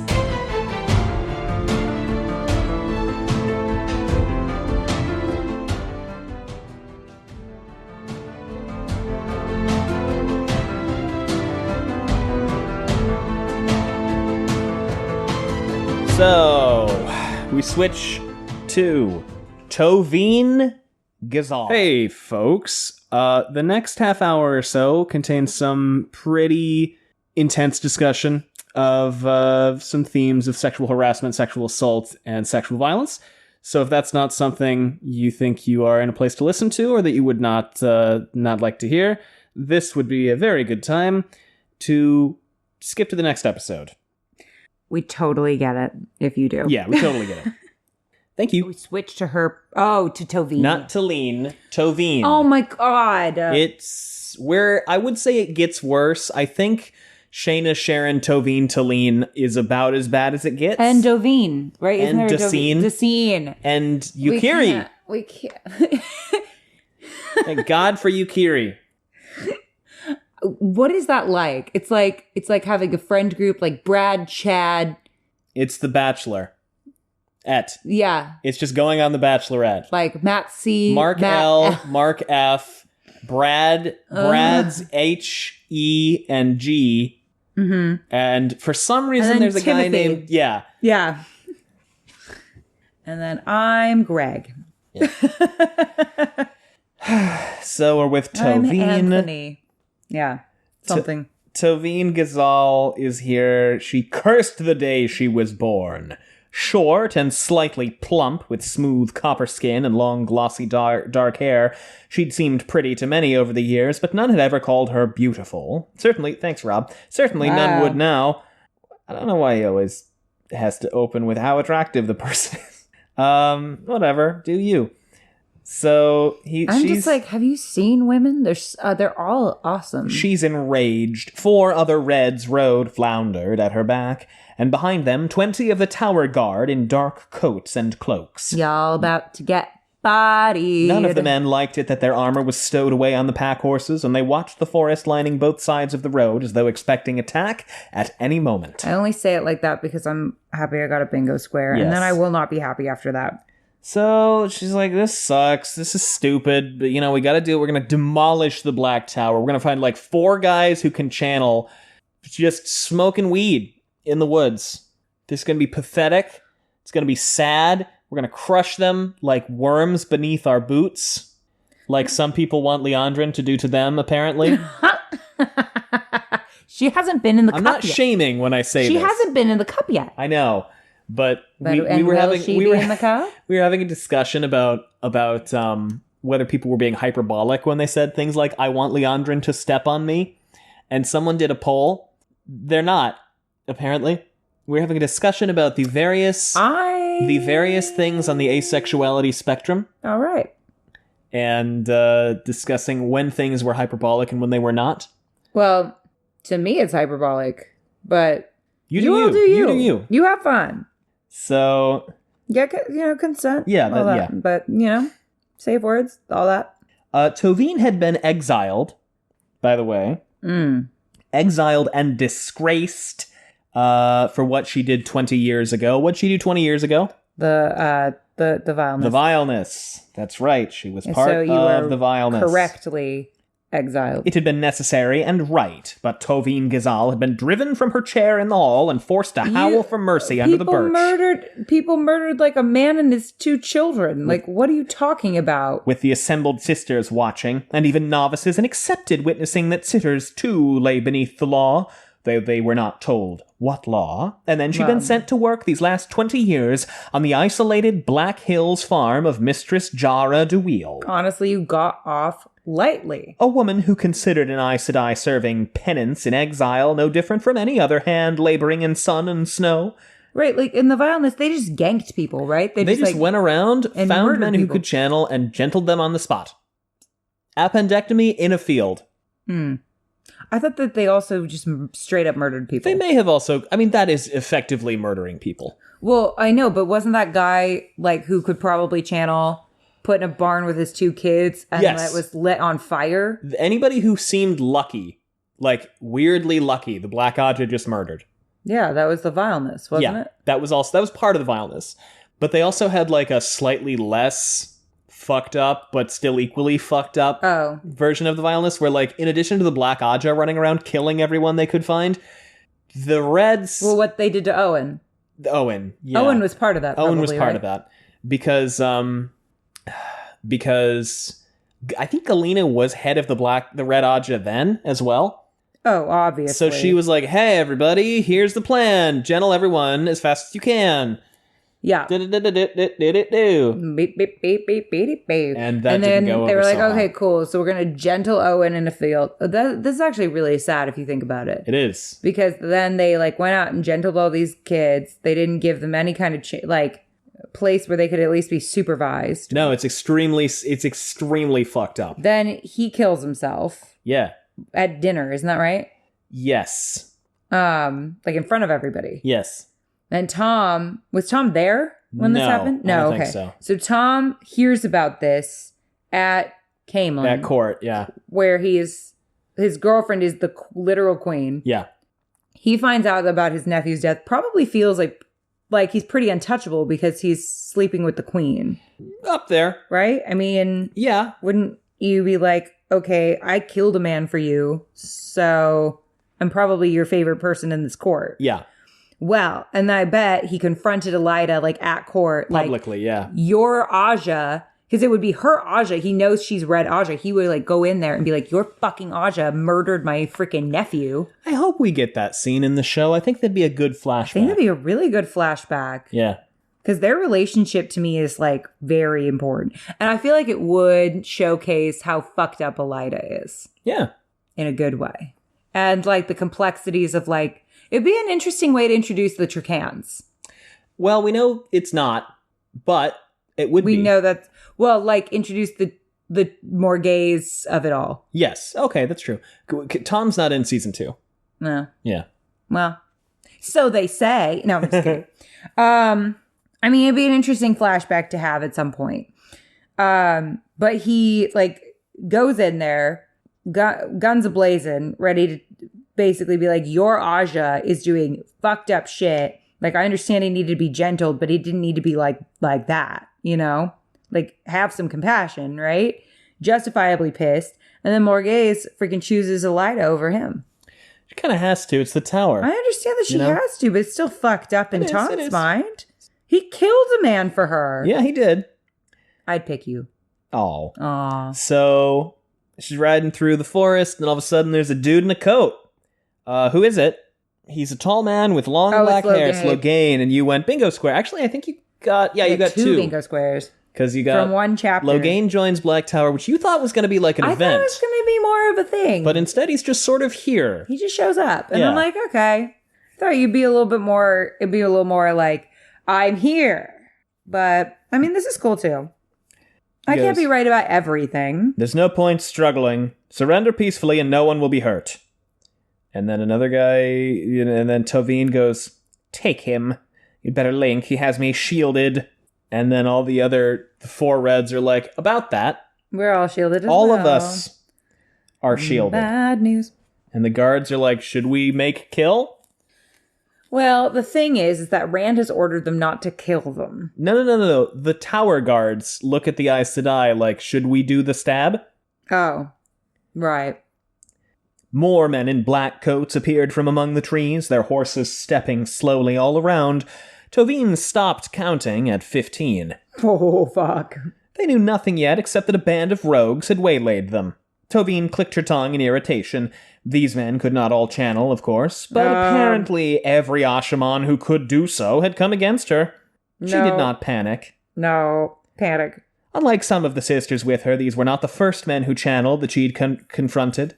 The tall man began riding toward her, smiling, apparently thinking they had obeyed his ridiculous order. And she goes, at my command, we will break in every direction. As soon as you're far enough away that the man loses the shield, men always thought they had to be able to see to hold their weaves, which meant that they did have to. Turn back and help the guards. Ready yourselves. And then she goes, guardsmen, fight them! And the guardsmen go, they pull a Wiramon. Rip for the guardsmen. And Tovine charges off. And everybody else charges off, and Logain goes, take them alive by order of the Dragon Reborn. Harmonize Sedai, and you'll answer to me. And Tovine is like, oh, shit. Oh, fuck, okay, well, this is a little less ramshackle than I thought it was going to be. Oh, you guys aren't high at all. Okay. Whew. And then she gets... I mean, speak for yourself. she gets knocked off her horse by a branch of air, and Logain rolls up on a horse, and he puts her on the saddle, and he's like, whatever, okay, not worried about this. She can't do anything. Just gonna have her... Hardlin! Norley! Kojima! One of you bloody young louts, come here now! And she's like, oh, there's a lot of men who can channel, and he's like, right here, and I'm shielded, and she starts... Anyway, so then we get to this. She starts screaming and kicking and, like, trying to throw herself off the horse and, like, making the horse go nuts. And then he does the thing. It's giving that photo the kiss, where I'm like, oh, we just are like, oh, how sweet, a woman getting assaulted.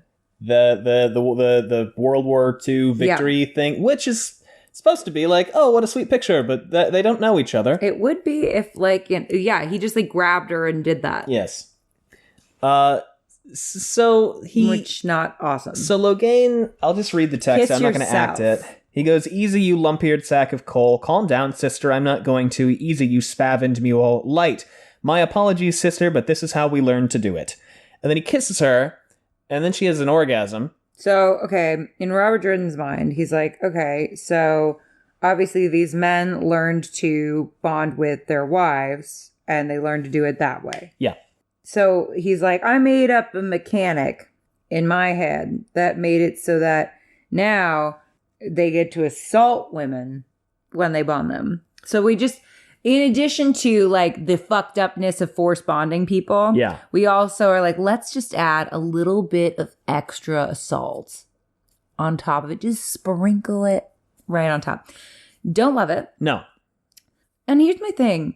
Now, every time I post anything about Alana Rand, it always feels like there's, like, a man in the world that rushes to the comments of whatever it is I've posted to tell me, to inform me, it's just like rape. And I'm like, that is a very complicated thing to say and to have a man explain to me. I'm just going to tell you that right now. It's a complicated thing as a woman to have a man explain to you, like, what is and what isn't like rape. It's a little weird it's always what, like, first happens is a man, like, rushing to my comments to inform me, actually, this is just like rape. And I'm like, do you know that? I'm like, I have complicated feelings about that being a thing that people do.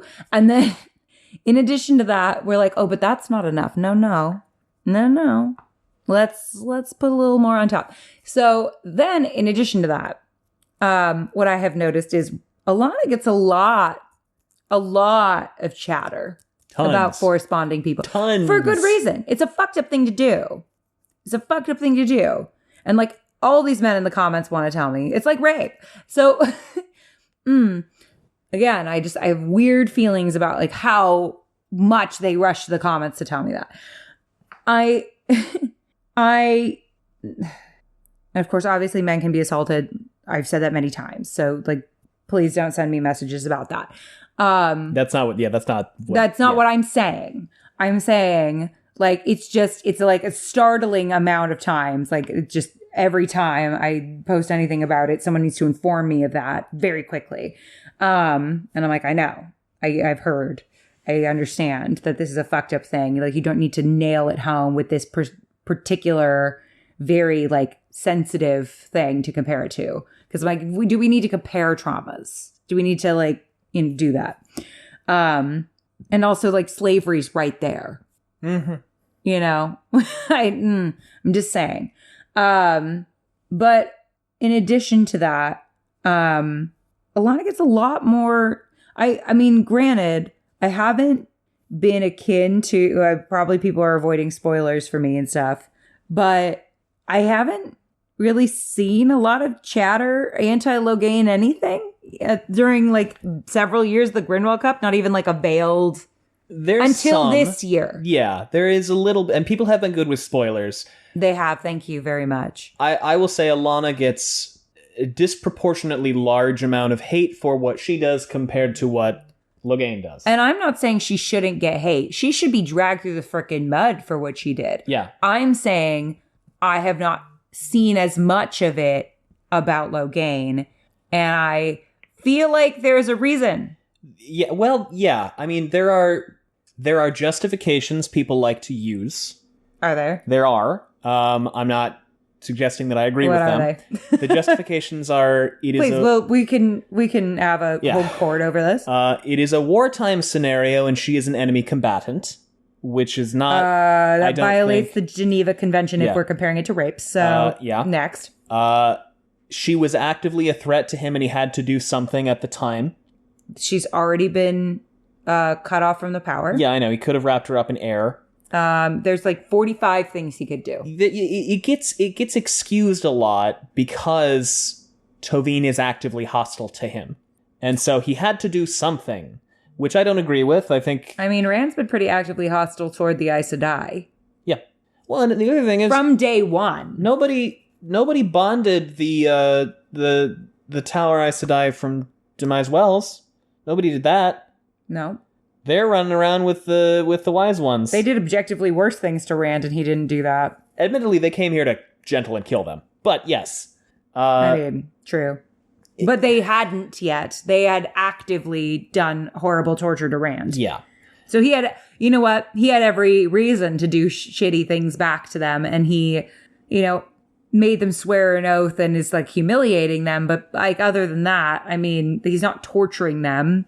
He's not beating the shit out. Well, I guess the wise ones might be. But they do that to everyone. That's their love language for some reason. Anyway. The other element of this bond that is really... Well, I guess they're death songs. It's different. But anyway, continue. That is, I think, there are many ways that this is different from, and I'm not saying that in a positive way, that this is different from Alana's bond, right?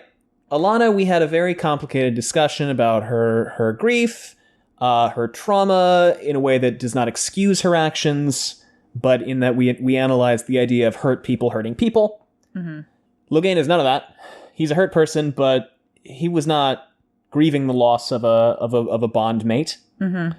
Well, yeah, I guess, that's the thing, is also Alana was in a extreme grief state. And I'm not excusing her behavior. No, but we're not suggesting that it's better or worse. These are both terrible things. But as someone who has just been through extreme grief, it's fucked up. Yeah. And you do feel like you've lost your mind. Yeah. I am grateful I had a really good support system. I don't think Alana did. No, she actively did not. She had Varen basically standing there ignoring her. Yeah. Logain also... I'm not justifying the behavior. I'm just saying there are explanations for the behavior. Alana's bonding of Rand was fucked up and not explicitly sexual, whereas this was explicitly sexual. In a way that feels, I gotta be honest, violent. Yes. And fucked up. And yet, one could make the in-world argument of, well, that's how they bonded their wives and they wanted it to be intimate. Yes, he still decided to make that the case as the author. Like, the author still decided that this was how it was going to work. There's no other way to bond a woman but to make her spontaneously come. Logain goes, I could have done without the extra bit when this happens, but he can't not do that. Yeah, it feels really uncomfortable. It feels like he assaulted this woman. Yeah. This one feels... Why do we have to make the woman version more fucked up? Of bonding? Mm-hmm. I get that there's an in-world explanation. I do. But, again, I just feel like we need to remind people that there was, a writer who wrote it this way, who wrote the explanations for it. This is my thing, is when I take issue with the way that with some of the writing choices in these books, there's always someone who wants to come to me and tell me, oh, but there's in-world explanations. And I understand that. And I'm again, I must remind you that there is a writer at the helm that is making these choices actively and is justifying them in-world. Mm-hmm. And I understand that I think he was genuinely trying something. I just think that there's a lot of it, and I don't think that so far it has been there's a lot of sexual assault that keeps happening in these books, and to men and women, and I don't think it's being explored in a way that so far, again, there's lots of books, that is treated with an equal amount of respect that he clearly gives to war trauma. Yeah. And it feels, as a woman who has experienced sexual violence, really complicated to me. Yeah. Because there are parts that make me kind of mad. I'm going to be honest. Sure. I totally love hear you. these books, and I really like Robert Jordan's writing most of the time. Yeah. But there are a lot of issues when it comes to the treatment of sexual violence for me thus far. And I really hope that it improves.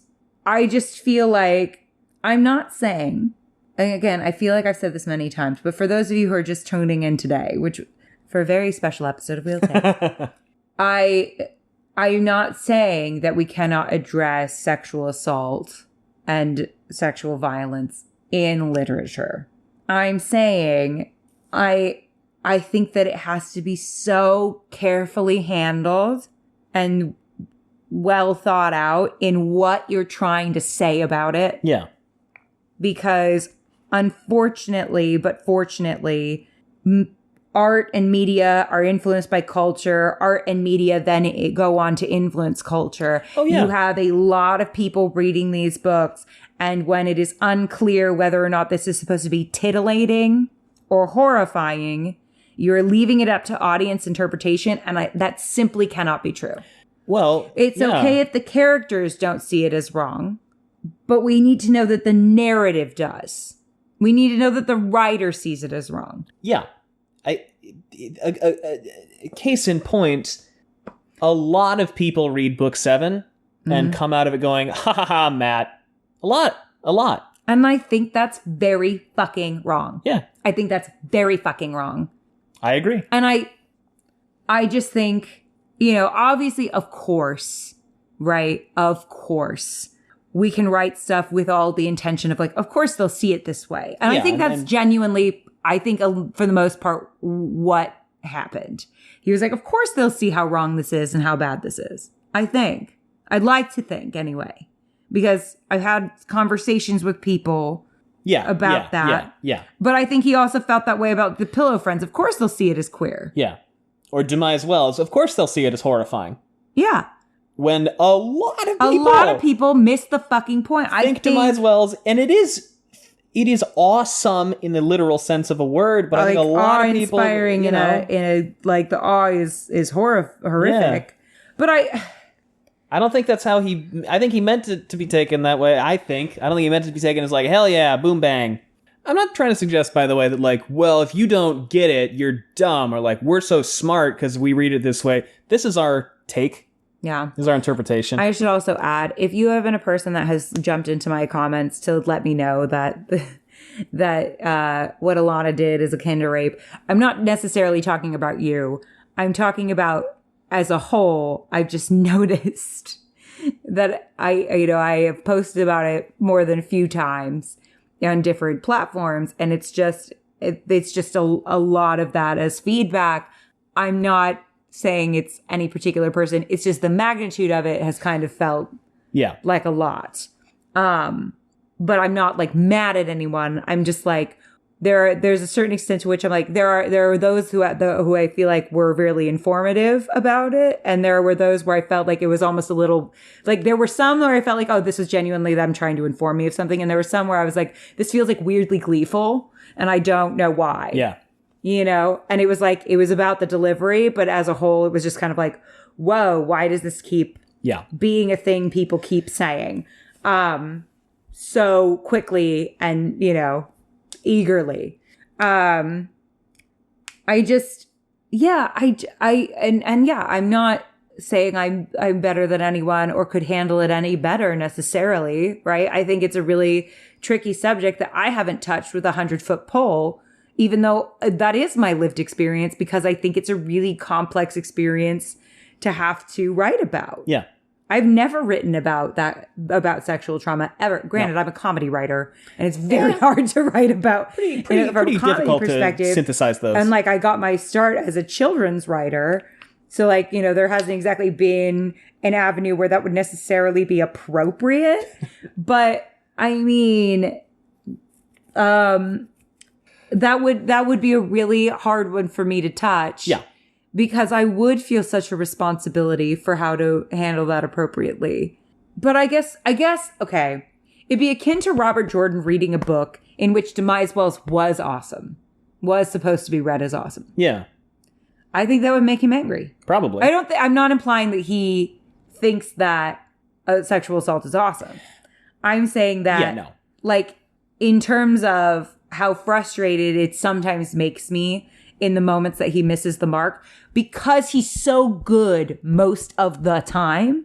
The reason I get frustrated, I think, with him more than, like, you know, the ones where I read it and I'm like, I'm just disappointed because, like, to me, truly, like, this is your best. Yeah. And, like, fuck you then. But, like, for him, because he does so much brilliant stuff, when he misses the mark, it frustrates me. And I don't know where this is going to go yet. But I'm like, there are a few instances, Nynaeve and Egwene in the Dream World as an example, Matt and Tylan as an example, where he just misses the mark enough where I think it is actively harmful a little bit. Yeah.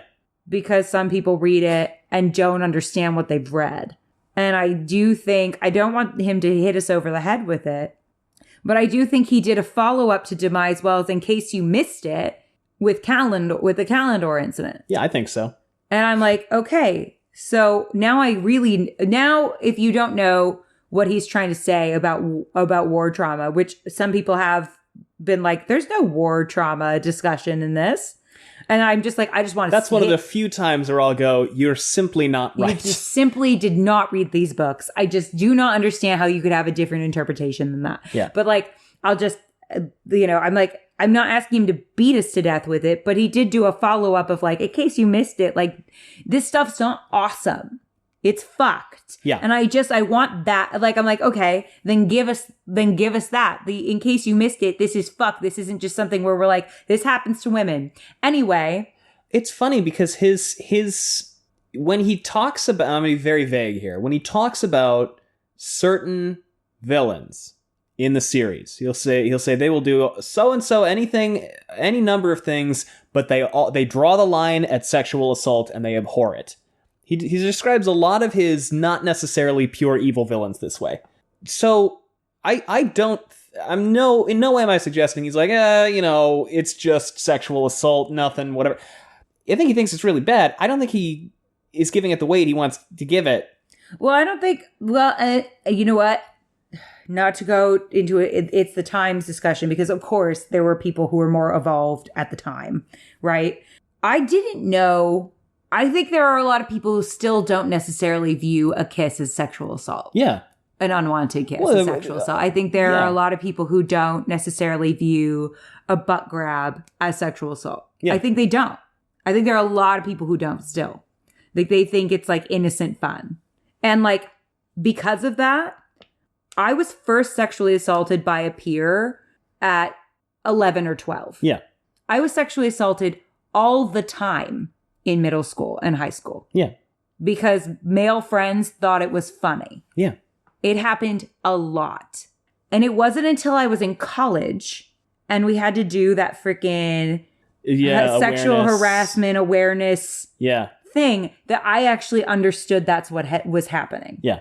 Because it was just taken as a matter of course. And these were people who considered themselves my friends. Yeah. And I truly believe that there are people out there walking around who don't view that as problematic and don't view that as assault. It is. There's the whole chapter where Elaine and Nynaeve and Egwene are, like, in this village and they keep on getting, like, leered at and, like, pawed at by tavern people, and they're like, it's nice, this is good. Mm-hmm. I feel desired. Yeah. I'm going to tell you, like, being leered at is scary. Yeah. It's like, I lived on a street at one point in New York City, in Brooklyn, where I could not walk outside of my house past 8 p.m. because if I was out past dark, I was followed home 3 times by people who genuinely, I don't think, realized they were scaring me. Yeah. One guy was on a bicycle. So I was like, in my head, I was like, I can't outrun you. And I would get sexually harassed from my, like every day I lived there, from my door to the subway. Yeah. And then I was probably sexually harassed at least once a day when I lived in New York. Yeah. After that, just walking around. And I'm going to tell you, it doesn't feel good because usually it's fucking gross. Yeah. Like no one's like, dang girl, you look like you know how to fold a fitted sheet. Like there's none of that. There's none of that. Like, dang girl, you look well read. It's like creepy and gross shit. Yeah. And you know how old I was when I started getting sexually harassed on the street? Also 11 or 12. And so like all due respect and love to Robert Jordan, I don't think he understands female trauma at all, because we are told that did you know that actually the instance and rate of getting sexually harassed on the street goes down once you hit, I think it's like 21. It's like 20. Yeah. It's real young. 21. So anyway, yeah. And the first time that you are catcalled is probably you're 11. I had braces. Yeah. So there's no way they didn't know. Yeah. So I'm just gonna say all that because because respectfully, I don't think he had any idea how much by the time you are 18 years old, you have been through already. Yeah, I was groped for the first time without my consent at 12. Jeez. So I just don't think that people understand that it starts that young and younger for some. I've had friends who have gotten harassed on the street at 8. Oh my God.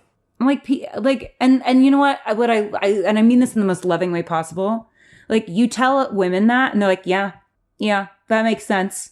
So, you know, I'm happy that you're upset about it. And I want people to be upset about it. But I'm just telling you, like, I think he would be sitting there. And if you told him this stuff, he would also be going, oh my God. Yeah, probably. Because I just don't think that that a lot of men, because they haven't lived it, know how it feels. It doesn't feel safe even when you're in age where it's supposed to, because you know that like if you don't give an answer that they like, they could kill you. You know? And so like the idea of like, yeah, you're attacking someone, right? But then and you're a person, like this is a woman of a considerable amount of power and ability, right? And she's out in the world and she's attacking someone. And then we're like, it's not enough that she become enslaved by this person we're supposed to like and root for. Who's supposed to be like handsome and awesome. And we're like supposed to see him and go, yeah, Logain, amazing. Because I'm pretty sure that we're supposed to like Logain ultimately. So far seems like it. Pretty positive that that's where the narrative's going. Some darkness in him and all that, but it seems like he's broadly a heroic figure at this point. So we're like, okay, this is a person that we're supposed to like. Great glory to come and all that. Who then is like, let's bring this woman down. And not only that, and like this is what I think is triggering for me as a woman. Not only are we bringing this woman who has like, there's a point where it's like, we're never powerful enough to be protected. Yeah. Right? Like, I'm going to be real. Like when the January 6th coup happened, like we very well could have seen some of those congresswomen having horrible things happen to them by a mob on TV. Yeah. You are never actually like at a point where you are completely free of that fear. What's even more, in a way, you bring this up and I think about the chapter, it's even more fucked up because he spends the first half of the Tovine section talking about how she was confident, she's not scared, and then she gets scared, and then she's screaming, and then he does this whole thing. Yeah, and I gotta tell you, like, as a woman, that's so fucked. Yeah, it's not because great. Because really, like, all we want, like, all I want, maybe I shouldn't speak for all women, but all I fucking want is to feel safe. Yeah. And so I'm like, okay, I'm gonna get my career where I feel powerful and protected, right? Because I've accomplished enough to feel fucking safe in my like environment. And I still can't fucking go into my own backyard at night because I'm afraid. I still can't walk out my front door to my car to grab something at night unless I've got my keys in between my fingers like I'm Wolverine. And like, I just don't think that a lot of people who haven't experienced that fear. And then, by the way, if I don't protect myself in this way, if I'm not perfectly protected, they will find a reason it's my fault. Mm-hmm. And I know this because I remember one time sitting there watching the news, and a woman was walking home late at night and she got attacked by a group of men. And I heard a prominent man in my life say, who is not Gus, to be clear, that was stupid of her. This is the environment that I'm so sorry that this is going to be really maybe triggering for people. Let's definitely put a trigger warning at the top of this. Yeah. But I want people to understand, like, this is why I feel so angry when this stuff happens. Because it's like, and I'm not saying that you have to be a woman to understand. And I'm not saying that all women have ever felt this, right? But I'm saying for those of us who have, it's genuinely traumatizing. Yeah. And then so to have an example of this woman who feels safe and protected by the power that she has earned, be brought low and then assaulted and enslaved is fucked up. And I don't think Robert Jordan understood how fucked up it was. No. Like, I think he understood that it was in some way fucked up, but yes. I don't think he really thought about it. Yeah. And I think the emphasis on the fucked upness is almost entirely on the bonding element of it. Yes. The rest of it is not really, it's like, well, yeah, that's a thing that happens. Ha ha ha. Yeah. And listen, at this point, you know, I understand why people are like, I gotta ignore the things that my favorite does in order for us, you know, because like you've got to, at this point, everyone's done something so fucked up that like, I mean, God, Elaine slut-shaming Matt after he's been assaulted, right? Egwene, what she did to Nynaeve. Nynaeve beats people. Like, there's no one where I'm like, yeah, this is an unproblematic fave. Everyone's a problematic fave at this point. Name one that's not. Loyal? Oh my God, thank God for Loyal. You're right. Yeah. And maybe Varen, but I think she might be tainted. I don't know. Well, actually, Varen was complicit in the whole Olenna thing. Yeah. Because I'm like, the one time it's cool to beat someone, like that would have been an occasion where I would have been like, you know what? The one time I'm like, White Tower, you know what? Go ham on that ass. She's like, well, there's nothing that can be done now. I'm like, you can hand her ass is what you can do. You can paddle that shit till next week.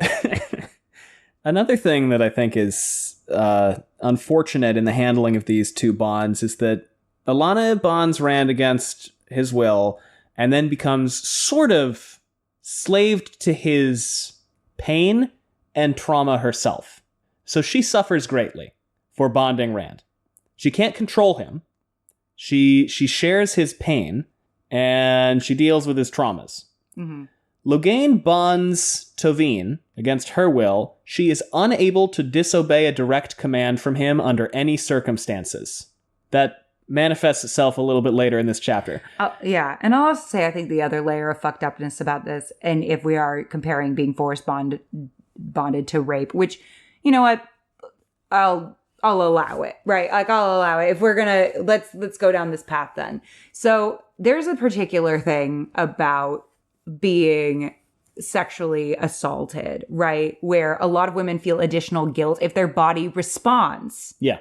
Yeah, yep, oh yeah. Yep. There's an extra layer there about like women being assaulted, and sometimes your body just responds the way that your body responds. Yeah.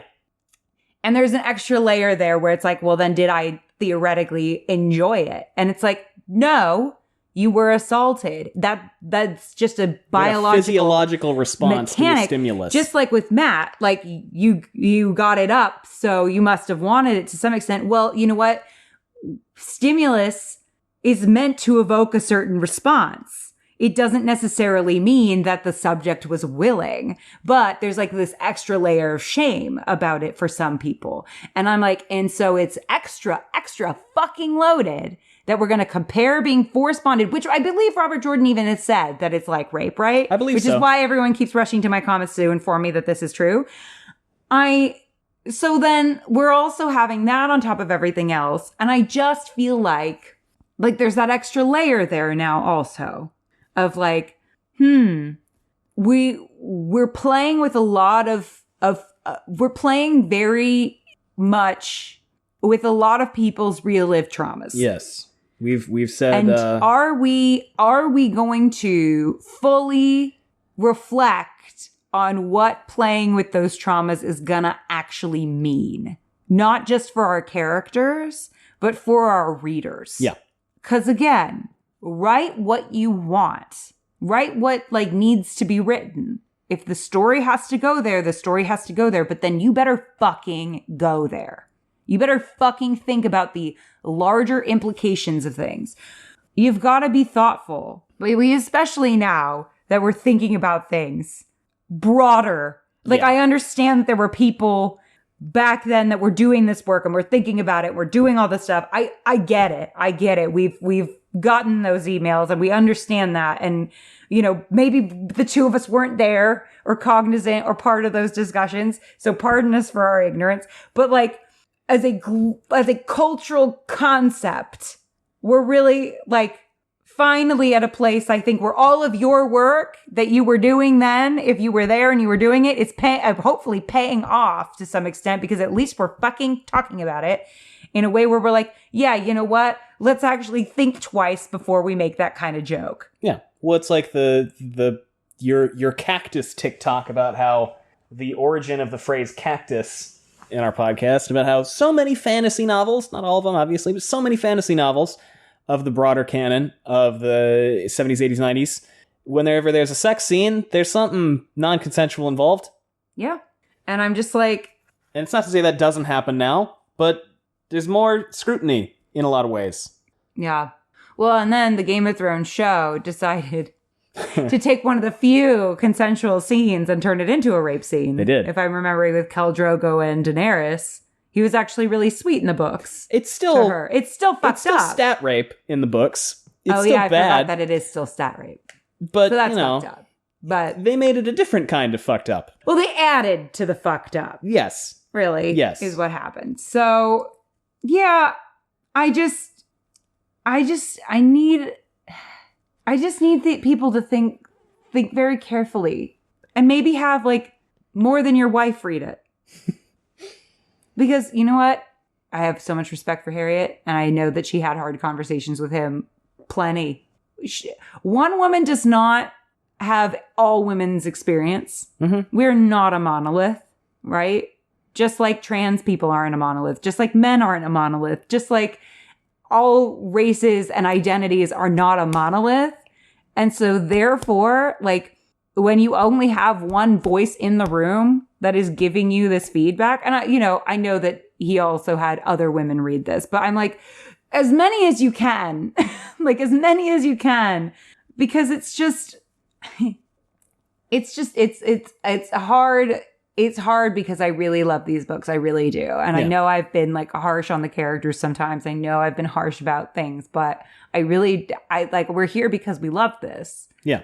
And I've really grown to love these books. I mean, I've devoted 3 years of my life to this already. Mm-hmm. And it looks like it's going to be several more.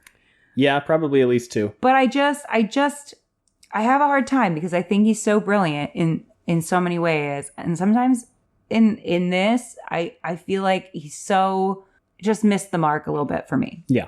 I think he didn't think about maybe some of the broader implications of some of this. Yeah.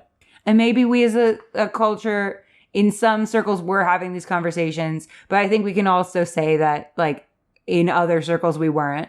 Yeah. I mean, hell, in some circles now, we still aren't. Yes. I mean, that's why there's such a backlash against it right now. Yes. But I'm honestly, I'd rather be overcautious than undercautious. Yeah. Because at the end of the day, me personally, I don't want to fucking hurt people. Yeah. I would I think most of us are good. I really do. And I think most of us, we can just vibe if we can just all get on the same page that we all want what's best for each other. Yeah. And that, being corrected is not an attack. Yeah, that's true. So anyway, I just, is how I feel. And now I'm going to put it in a box. How'd I do? Did I do okay? It was very well analyzed. I just have a lot of feelings. I know. And I just feel like some people need to know this stuff. I mean, I think we need to talk about it. I do. I genuinely think that people just don't know how it is for people. or they're not listening, but maybe they'll listen. Maybe this time it'll happen. That it'll click in people's brains. Like, this stuff is fucking real and it's scary and it's serious. Yeah. Anyway. All right. Now I gotta come up with something stupid to say. What's a shark's favorite song? What? Ba-dum, ba-dum, ba-da-dum, bum, ba-da-dum, ba-da-da-da-dum, bum, ba-da-da. It's my favorite joke. You do love that joke. I know you love that joke. It's a good joke. No, you don't love that joke. I love that joke. I didn't get the joke because I didn't know what the music was. I love you, baby. And if it's quite alright, I need you, baby. I love it. Right. So that happens. Yeah. And he gets chastised for bonding two different ones. And now for another very special episode of We. And he talks about how he and Taim don't get along very well. Why? He seems like such a page.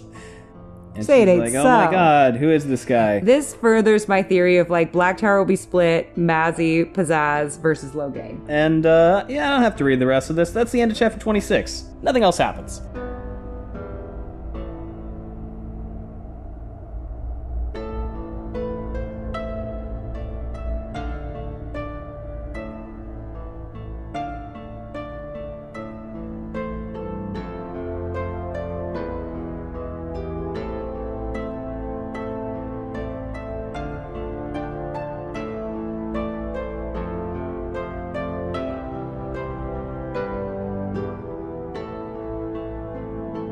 Thanks for listening, folks. This one got a little heavy. If you want to know what we've got going on, social media links are down below. We've got Patreon. If you want to support us that way, it's patreon.com/wheeltakes. You can always leave us a rating and a review, which helps a lot. Other than that, anything else, Sally? Thank you for joining us for a very special episode of Wheel Takes. Thanks for listening, everyone. Bye. Bye.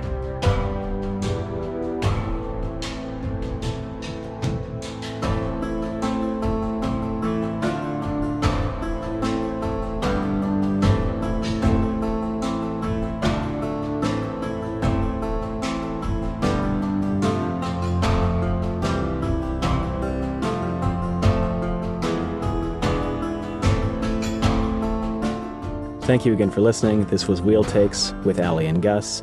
Music by Alexander Nakarada.